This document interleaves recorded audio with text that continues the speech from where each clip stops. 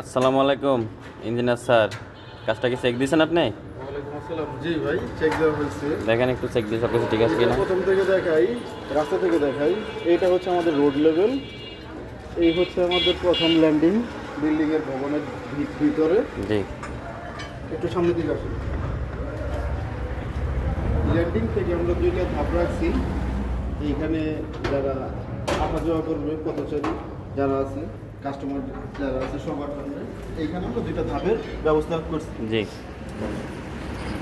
তারপর হচ্ছে এইখানে আরেকটা ল্যান্ডিং, যাতে তারা সুবিধা মতো এখানে কি করতে পারে, তারাই দিতে পারে। ল্যান্ডিংটা কয় ফুট দিচ্ছেন?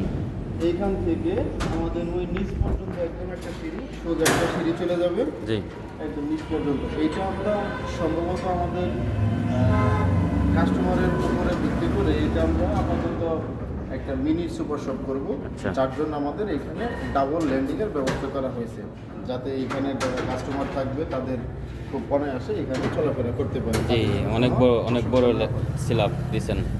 জি, এইখানে অনেক বড় স্ল্যাব দেওয়া হয়েছে। আপগুলো কত করে?